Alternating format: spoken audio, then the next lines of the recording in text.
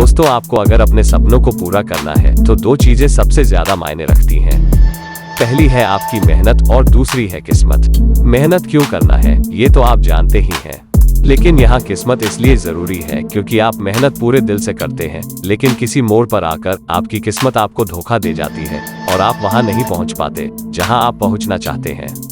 अब सिविल सेवा परीक्षा यानी यूपीएससी को ही ले लीजिए। इस परीक्षा के लिए आवेदन करने वाले लाखों में होते हैं, लेकिन करीब 0.2% कैंडिडेट्स का ही इसके लिए चयन हो पाता है। इन्हीं में से एक है आईएएस अफसर स्वाति मीणा, जिनके बारे में हम आपको बताने जा रहे हैं। स्वाति मीणा ने महज 22 साल की उम्र में ही यूपीएससी एग्जाम क्लियर कर लिया था और अपने बैच की सबसे कम उम्र की आईएएस अधिकारी बनी थी। कड़ी मेहनत के बाद स्वाति ने 2007 में आयोजित यूपीएससी परीक्षा में ऑल इंडिया में 260वीं रैंक हासिल की और आईएएस अफसर बनी। वह उस बैच की सबसे कम उम्र की आईएएस थी। इसके बाद उन्हें मध्य प्रदेश कैडर मिला।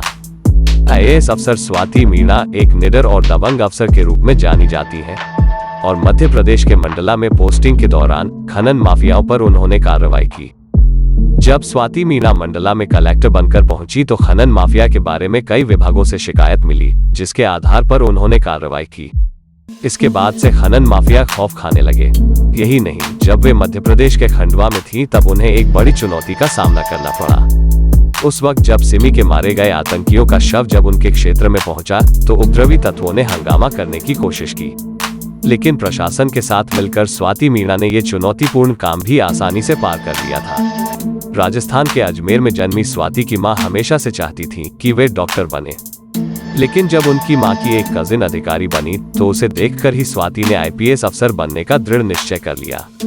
लेकिन यहाँ आप एक बात अच्छे से समझ लीजिए कि स्वाति मीणा उन 0.2% कैंडिडेट्स में से एक हैं जिनका आईएएस बनने का सपना साकार हुआ है, जबकि 99.8% ऐसे लोग भी होते हैं जो लगातार प्रयासों के बाद भी इस मुकाम तक नहीं पहुंच पाते। तो अगर आप भी इनमें से एक हैं या ऐसे किसी शख्स को जानते हैं तो उनकी कहानी भी हमारे साथ शेयर कर सकते हैं।